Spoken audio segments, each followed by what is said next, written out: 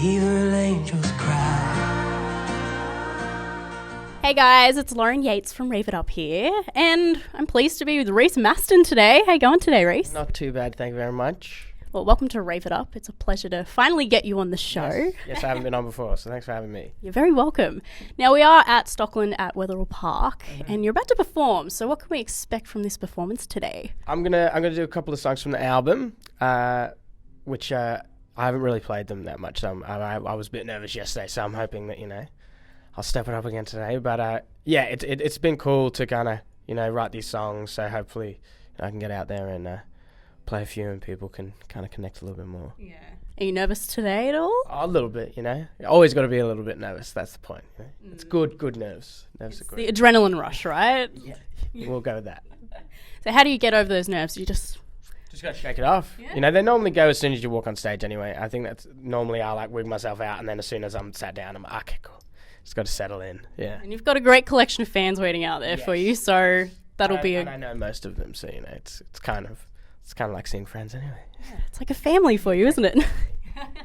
Now, you have just released your new album, Change Colours, but for those who haven't checked it out yet, what can they expect from it? It's different from my older stuff. It's I got an amazing band on it, which I was pretty excited about, and in general, I think the stories and the messages that I put across are things that I really believe in, and things that I really want people to take on board in their life, maybe, and to help people out. And I'm pretty proud of the stories and the way that it's all been presented. So it is a change, but I'm happy with it. I think it's sounding all right. And how do you think it is different from all your other albums? I think it's just it's deeper. I think it explains me more as a person. I definitely when I listen back to them, I can feel myself in those songs a little bit more. So it's a lot more deeper for me. It's getting really deep and personal for you, and we're learning new things about you. Now, the cover I noticed is a black rose. Yes. Why did you decide to do it that way? Well, the guy that shot my EP, Ted O'Donnell, and his wife, Vicky Lee, do these amazing roses and flowers, and they dipped them in this paint, and my manager, Haya, showed me them, and we were looking through a ton of them, and that one particular one just looked really good, and we were all sat there, Ben and I, who produced the record, and we just looked at these. There was two, and we were looking at them, and that one was just the money maker. But it looks so cool, and I wanted it to be kind of striking, and I think it's cool not having anything but that rose. I think it kind of makes a statement by itself, and yeah, it's definitely a cool piece of artwork. And what's your favorite track off the album? I always say You Gotta Go, because I've got Jimmy Barnes and Chris Chaney on it, and that's my claim to fame. I'm like, yeah, it's awesome, and it's just a lot of yelling and a lot of fast stuff, and I'm into that. Yeah, it's definitely you. Yeah. But your single Even Angels Cry is just so beautiful. It's very different, isn't it? Yeah. And I absolutely love the lyrics. It's so deep. But what inspired you to write that song? I wrote it at an APRA Song Hubs in Sydney, which is this amazing thing where they put a load of songwriters from around the world together. And I got to do it with Michael Painter, Michael Delarenzis, and Audra May, who sings on Addicted to Love and stuff, and she's a great writer. Addicted to You. And I keep saying that, which is Robert Palmer, so that's fine.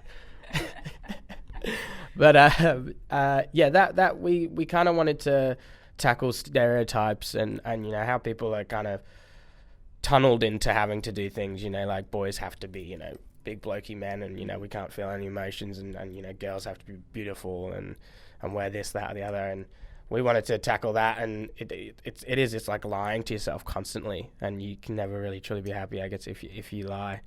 And I think that was kind of why when we put it out on Twitter and did the whole campaign where they picked their own, that one kind of stood out a lot more for them, is because kind of connected across the board. But yeah, I'm very proud of that one, and it definitely, it's one of the most heartfelt things I think I've written. And is that like a true story for you? Have you ever felt like you were forced to do, something in your life, or that your life was dictated for you before you were born? I mean, it's like going through school and stuff, the cool kids. You want to follow the cool kids, and you want to follow the trends. And so if it doesn't fit you and you're not into it, you just can't do it. And I definitely did it when I was a kid, and I know I still do every now and again. And I think people do in general. I think it's an impulsion we have, but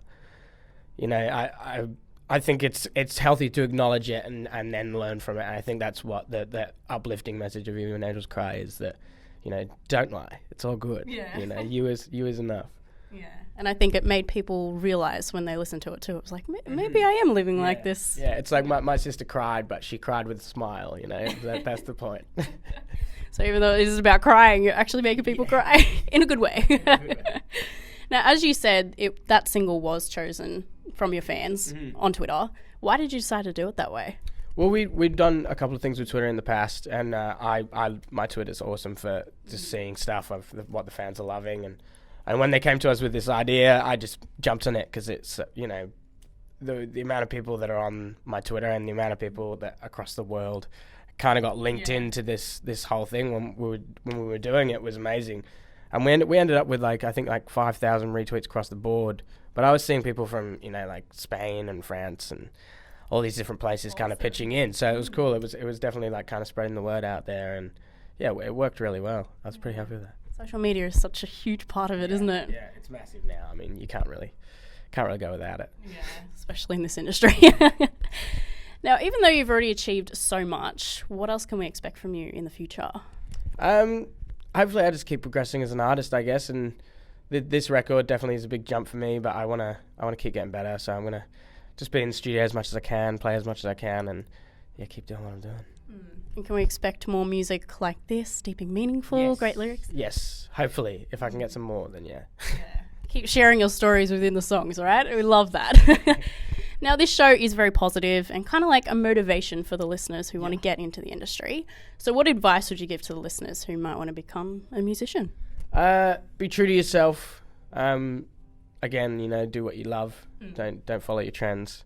And yeah, work hard. Practice. I guess it's practice makes perfect, and you can't really do this industry without working your ass off. So go hard. Yeah, and you're a great example of that. So good on you. Now, we are getting to the end of the interview, unfortunately. It's gone really quick. It's been a lot of fun. But as a closing statement, and was probably the most important question, what would you tell your 14-year-old self if you could go back, you know, knowing what you know now? I'd probably say just chill out. You know, it's all going to be okay. You know, just you'll be fine. Just go on the X Factor and then win it, and then do all this stuff that I've been able to do now. A little bit of a just a hint. There you go, mate. Well, thank you so much for coming on the show today. Thank you for having me. You're very welcome. Usually I do play this really cool game where you got to like verse everybody else that's been on the show. But unfortunately, because you're about to perform, we can't play that today. But hopefully we can get you back on the show. Next time I'm in, we'll do a few. Talk about the rest of your career as well and get some more advice from you. Lovely. Can do. Yeah, awesome. Well, good luck with your performance today. I'm sure you're going to kill it. But thank you for your time. Thank you. Thank you very much.